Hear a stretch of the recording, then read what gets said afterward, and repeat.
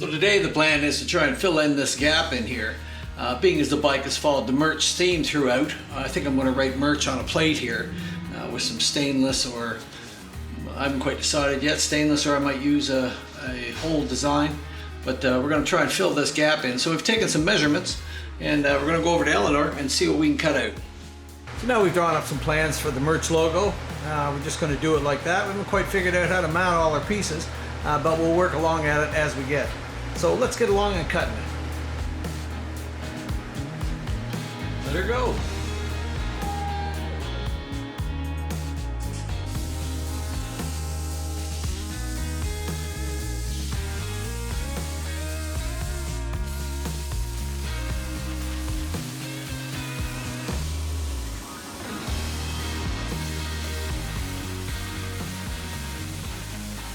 Well, there we had a little bit of a problem with the tips there with the first one. And I just didn't have one of the settings right. So we're hoping we got it here. Let's run here and see.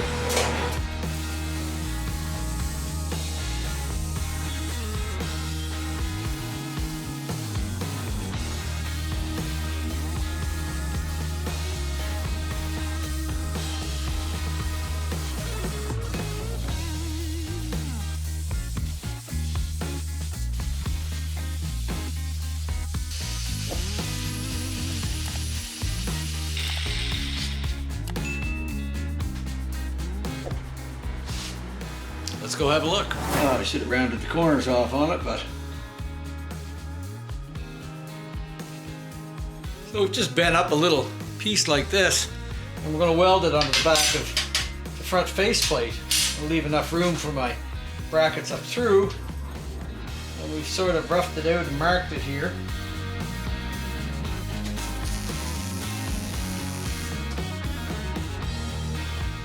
That enable that to slide right in there. I'm going to go try it, and if it appears to be right, then we'll weld it on.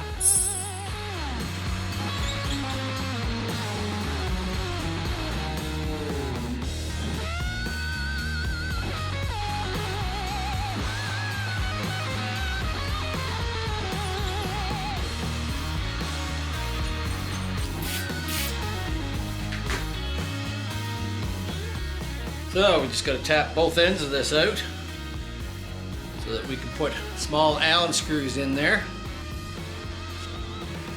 Little button head ones will do us just right in there, I think. I don't think I can go through that all the way, but give it a shot.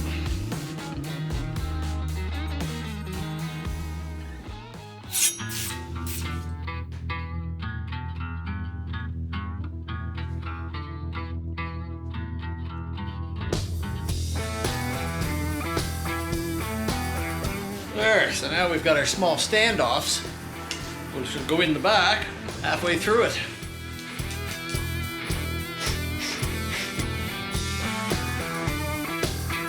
All right, let's go try something.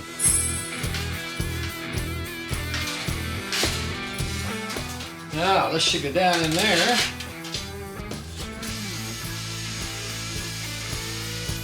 Round that up a little bit. Okay, and then what we need to do now is cut our holes.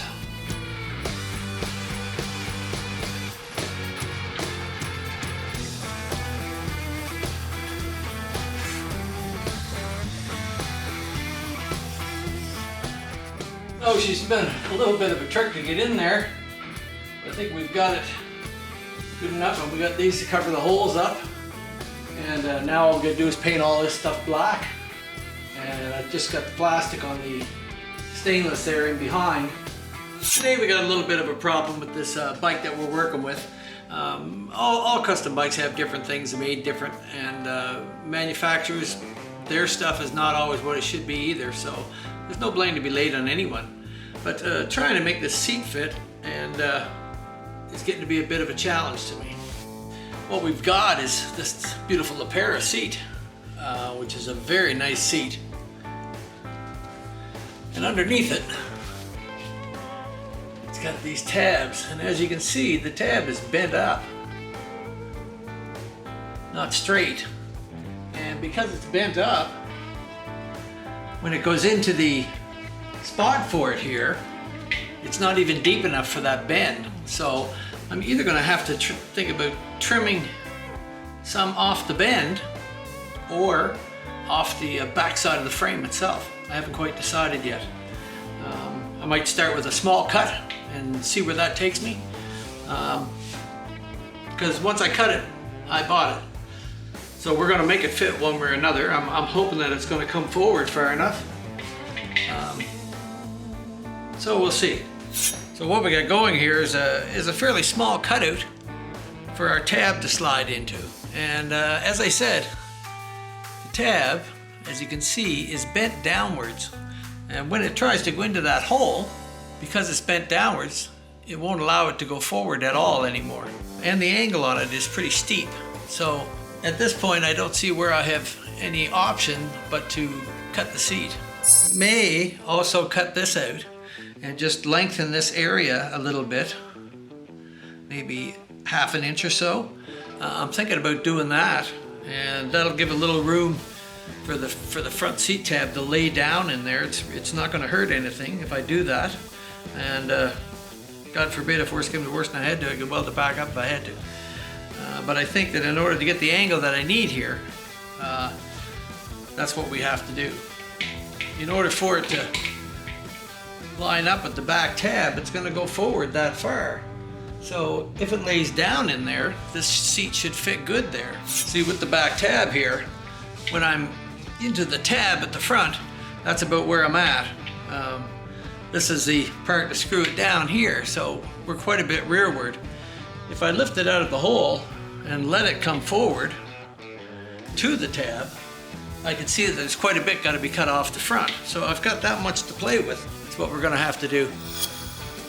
So I'm going to try by lightly bending the tab. If it was mine, that's what I'd have to do. So we've got just enough room. This seat's got that bend downwards in it, and this is what's causing the problem. And that's 1/4 inch steel, so it's not easy to bend. I'm going to try to force the seat back far enough as I can.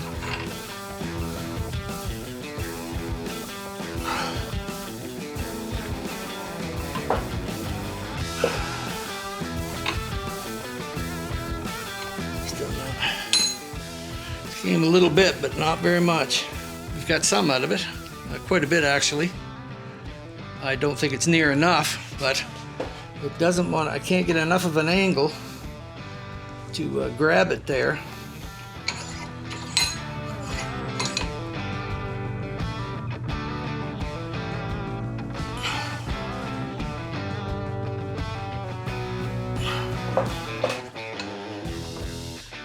Well, let's try that. We've got our bent some there. Not very much, but I want to see if it's going to make any difference. So you can see now this is this bent tab, and it's trying to go down into this little slot here.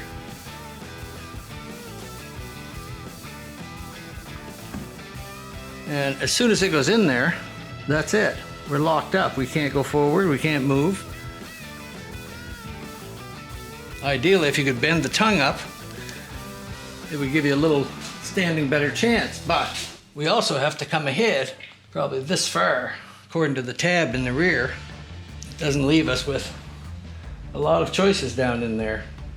What I'm hoping to do is do the least amount of damage possible to either or and still end up with a nice snug fit of the seat on there. Once I start cutting it, then it's mine. So I've had to do that lots before, but let's give it a go and see where we end up.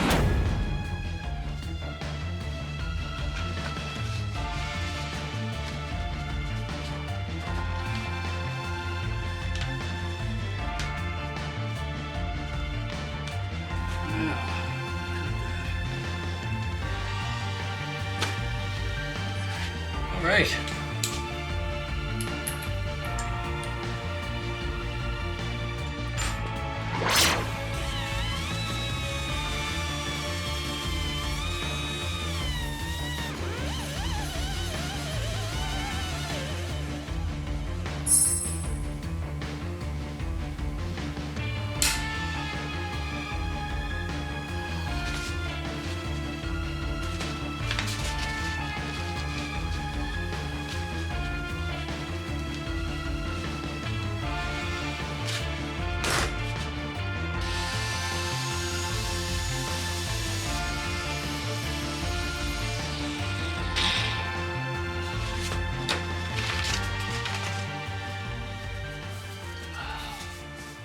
you know, I cut this little piece off, and that's all it was. It's just that it was bent down, you know, on an angle like that, and it was stopping anything from going in.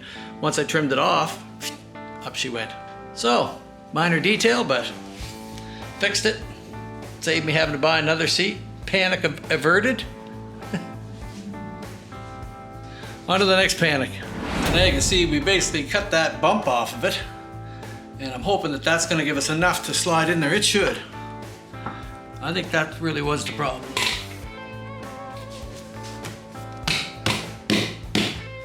There we go. Now we're going to see if we can adjust the tab back just a tad.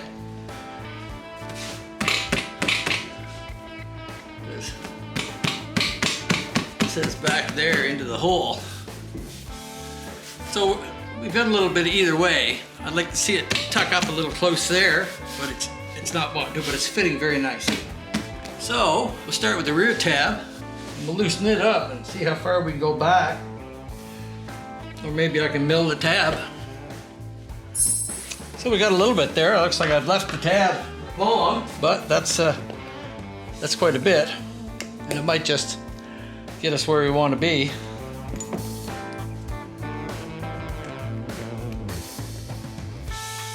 I do have some other tabs, which I could have a look at probably.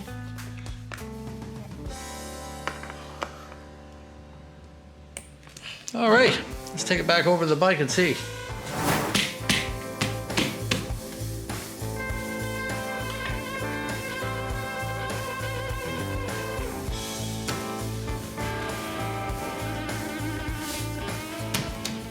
Let's see if I got a little piece for that. I've got this little extension piece, which is supposed to be sort of for those years, but I think this dash is a tiny bit different than maybe what was on it, but I'm hoping that if we add this piece to it, it'll just take up some in the front. Ah, it's too short. Too short.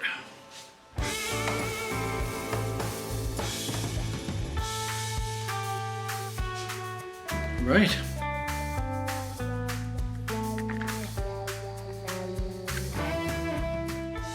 That looks like that'll fit all right. There's a bit of a gap in here with the front of the seat, so we're going to have to see what we can do with that just to take up some of that side-to-side play.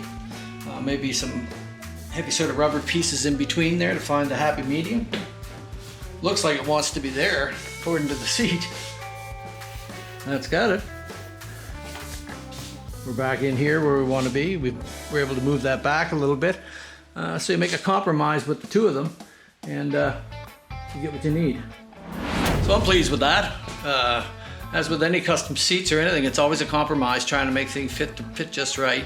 You have it in your mind what you think it should be, and sometimes it doesn't exactly work like that. So there, it looks pretty good on there now. Fortunately, I had this little piece here, which is going to make a great little addition here, just to fill in that gap and kind of compensates for that. So by using the two pieces, we're able to get what we want out of it. So now we just got to, do a few things, put the mirrors on and the front fender. Once I'm done with the speaker pieces up in here and the dash piece on there, then I can put the fairing on, the windshield on it. So we're getting pretty close for all intents and purposes. I'm not going to make any promises. I hate it when I have to promise what day it's going to be. It's going to be ready when it's ready, and that's about it. But I am working hard at it and trying to fix all these little problems. And as you've seen, sometimes a little problem can develop into a lot of extra work and just chews up a few hours before you know it. But it's all worth it in the end if you take your time and you make it fit right. Okay, on to something else. So I got my covers here all primed up, and we're letting them dry to give them a soft scuff, and then we're going to paint them with the black. I still haven't quite decided on whether I was going to go high heat or wrinkle. I guess we'll figure it out in the end. But they're almost ready to go. So today we're back and going to put fill in these speaker holes here. This should be fun. It's always nice when shiny parts get it put on there, and should dress up this bike a little bit. We've taken our pieces and we've painted them, primered them all, and then we painted them and got them ready to assemble. I'm not a painter, and I hate painting things. But they're as good as I can do, and come the fall or winter season. You can always take them off and get them powder coated if he really likes them. So let's get to putting some of them on.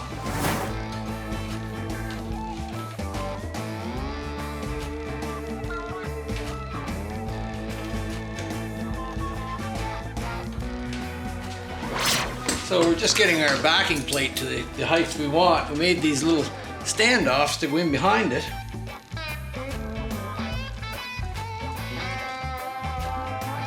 There, 3. I'm going to take one off of that one.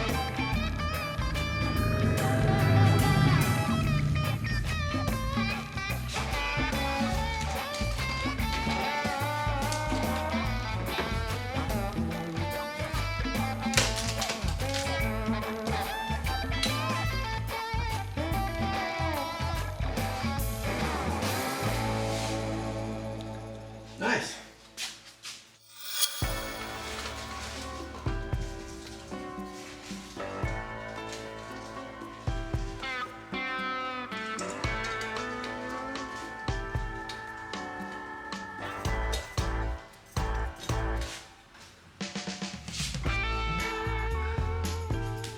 Here we are.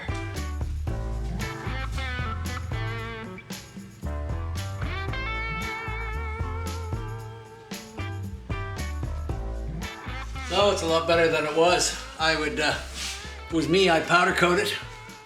Like I say, I'm not much of a painter, and if you want to look at it really close, you can see some flaws in it, but it's better than it was with the holes and everything.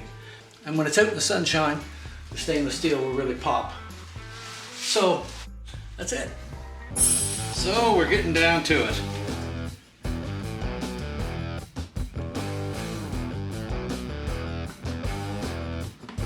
Screw this first.